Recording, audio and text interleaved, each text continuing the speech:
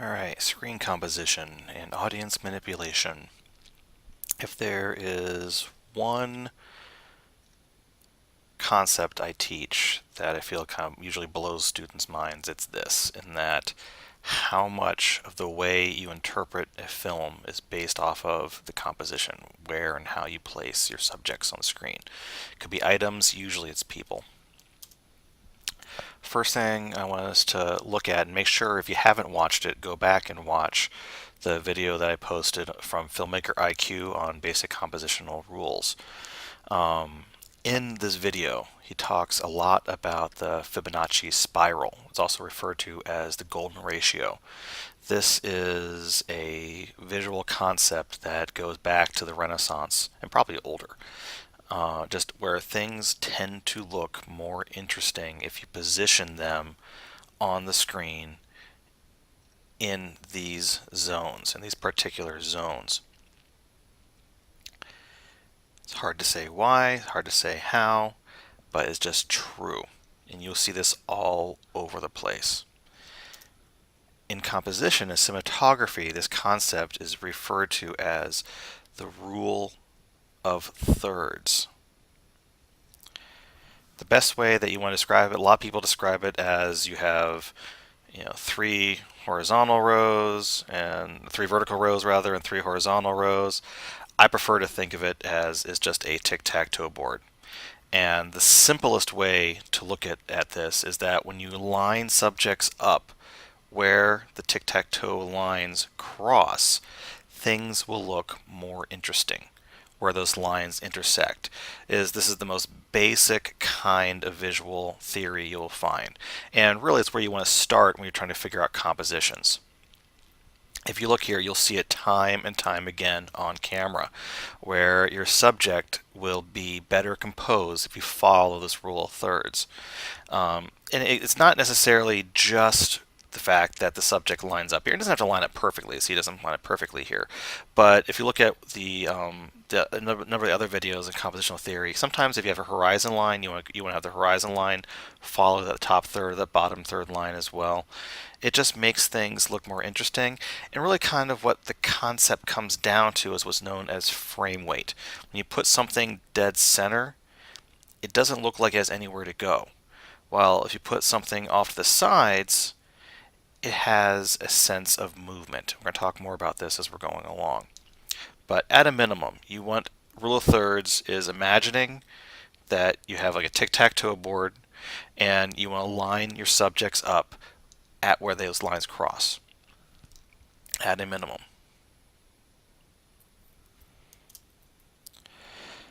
Do this, and as I say here, your images will look a lot more interesting and definitely a lot more professional. I can't tell you how many pictures my mom took of me where my head was dead center of the screen, and the reason being because she's looking there and she's looking for herself, but she's not looking for me. You have to think about how your subject is framed and what will make it interesting for the audience. However, all that this will do is just get you a decent looking image. Really, when it comes down to it, there's a lot more to composition that'll affect the way your audience perceives your image. And I've talked quite a bit how everything comes down to choice. Everything is a choice of the directors. Filmmakers in general, but usually the director. And if you don't know these rules, you don't apply these rules where you want to use them, then you're actually doing a disservice, and images that you may want to look powerful will look weak. Images that you may want to look weak will look powerful. You can sometimes give away information before you want it to, or you can hint at information without a word being said to your audience purely based on how you position your subjects in the frame. One factor that is the most basic that you want to take into account is the height of your camera. Is your camera higher or lower than the eyes of your subject? Are you looking down on them or are you looking up on them? Is really what it boils down to. But is your camera itself, above the eyes or below the eyes? And you'll see here what I mean. The angle you frame your subjects builds relationships between characters and also builds relationships between you and your audience. As you look at this picture, you have one character, even though it's just a reflection, is slightly higher than the other character. His eyes are above hers, puts him in a position of power. Another way to look at this is essentially from the height of the camera. If your camera is above the subject, you're making the subject look weaker. The best analysis is that of an adult to a child. Children are smaller and they are therefore weaker than adults. And we all know this because we are taller than them and we look down on them, just like the camera does. So if the camera is above the subject and looking down, it's just like you are an adult looking down on somebody. It puts you in the audience in a position of power. Even though, yes, you're sitting in an audience, you can't affect that person, but psychologically we don't make that, our brain doesn't necessarily realize this. And so since we as an audience feel that we are superior to the subjects, we are a higher ground, we're looking down on them, we're pushing down on them, that makes us feel more powerful than that character. Therefore, that gives a sense of weakness to that character. You'll see this all over the place in films and television, and even photography. Conversely, if you put the camera below your subject, you are making your subject look stronger. You're looking up at them. This is the same rationale as the one that's the child that we just gave, except reversed. Now we are in the position of the child. Now we are seeing somebody that can crush us, come down on us. And so that puts us in a sense, a psychological sense of weakness that makes us feel this character is more powerful. It works both ways. Height is a very important factor. And you can go subtle with it. It can be very subtle. So camera is higher looking down the subject, makes the subject look weaker. Camera is lower looking up on the subject, makes them look stronger. When you place characters at different heights to one another, you are subtly manipulating your audience to help them form opinions about them. If you're always having a camera look down on somebody, they will look weak. If you're always having a camera look up at somebody, they will always be strong. It's just the nature of how you frame them in that camera gets that idea across. All right, we're going to take this as an example. This is some stills from the film Silence of the Lambs. All right, this is our subject, Clarice. She's, for those of you who have not seen the film, I don't want to give too much away, but she's an FBI agent, very young, very innocent. She hasn't even graduated the academy yet, but they brought her in to psychologically profile a killer. And she's gone in to interview a real nasty killer, Anthony Hopkins. Here's Anthony Hopkins' character. He is an evil, powerful character. They're having a conversation with one another back and forth in two close-ups. Now, when you look at them, which character looks stronger and which one looks weaker? They're both in close-up. Now, you can certainly argue that since he's a tighter close-up, because size does play a factor, that does help make him seem more powerful, make him look stronger. And the fact that she has her face is smaller in the frame, because frame size plays a large factor into it. But when you add the rule of thirds to this, when you put those lines in there, it becomes very clear that her eyes are below that first line. So the camera is, even though it's very subtle, the camera is looking up at her, while his eyes are above that line. So we are looking up at him. That puts him in a position of power. So that makes him seem stronger. So yes, frame size has something to do with it, but really it's a subtle height of the camera that does so much to elevate the scene. Yes, Anthony Hopkins is a very scary looking guy in the shot, and the lighting it contributes to it. All these are factors, but one of the most powerful factor here is the fact that we are looking down on her and we are looking up on him. These are all definite choices made by the filmmakers.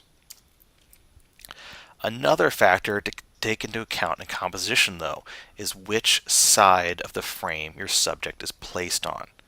Now, this is even more subtle that most people don't notice. In fact, I've talked with filmmakers and directors that have been working in the business for 20 or 30 years that do this instinctively in terms of where they position somebody on a frame, because this is so hardwired into our consciousness. But this is which side of the frame you position somebody on plays another subtle but powerful psychological factor in terms of how you perceive emotionally a character, where they're at in that given scene. Where this comes from is that, at least in Western culture, where we are used to looking at the world in a left to right pattern. This starts with almost, universally with how we read. We read from left to right, and I guarantee you, most of you, when you walk in a room, if you've never been in this place, you will start on the left side of the room and look towards the right when you walk in. It's just how we are used to looking at things. Therefore, because we are used to moving from left to right with our eyes, subjects that are placed on the left side of the frame convey a sense of beginning, of newness. This can make the subjects, because it's a beginning, this can make the subjects feel more positive, because you believe they still have a place to go. They've not reached the ending, they're at the beginning. It's very subtle, but you position subjects on the left side of the frame, it strikes as a beginning, generally speaking. And because it starts at the beginning, as a start, it also things seem more positive when they're positioned on the left side of the frame. Conversely, subjects that are placed on the right side of the screen have a sense of ending. Things are coming to a completion, to an end.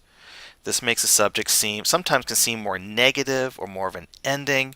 If that subject is actually standing on that side facing this direction, they can feel more like a barrier, more like a wall, that they're stopping movement.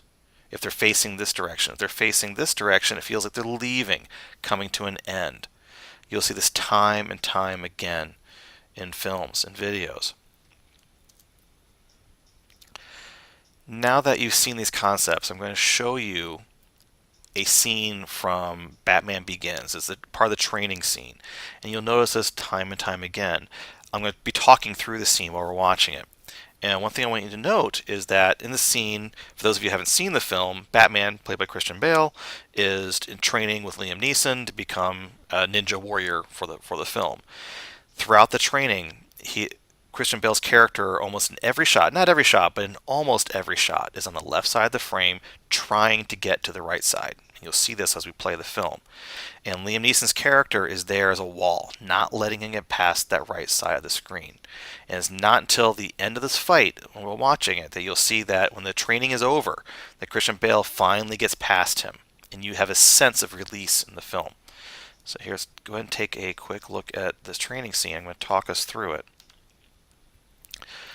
Alright, so you see Christian Bale or Batman is on the left side of the screen, and as we look at this also, Christian Bale is lower. Now the camera's not looking down at him because they're both in the same shot, but by far Liam Neeson's character is above him. His eyes it's subtle, but his eyes are above his. I'm drawing crooked here, but his eyes are above Christian Bale's in that shot.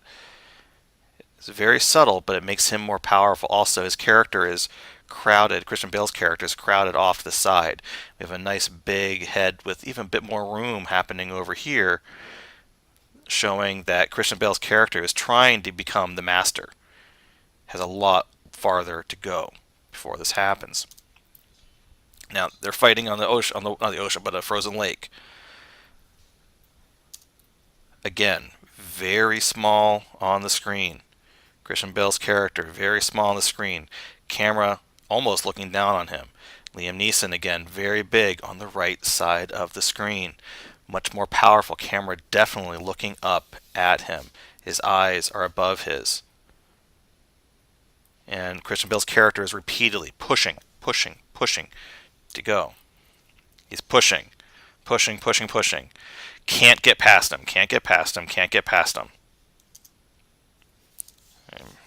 He's pushing back, filling the screen. Now, this is almost a turning point in the film, and you'll see that though we are still looking up at him, he is now larger in the frame. As I said, frame size does play a factor as well. So that's another thing that you want to be thinking about, but more so, it's the positioning. You'll see that he's no longer taking up as much space on this side. He has a lot more space. He's made progress. He's made movement. He's pushed Liam Neeson back. He's pushing, and he's pushing him backwards and backwards and backwards. He stopped for a second. Again, our character is we're looking up on Liam Neeson. He's attacking, he's pushing, not getting anywhere because he's hitting that wall, he's hitting that wall, he's hitting that wall. Keeps on trying to push from left to right.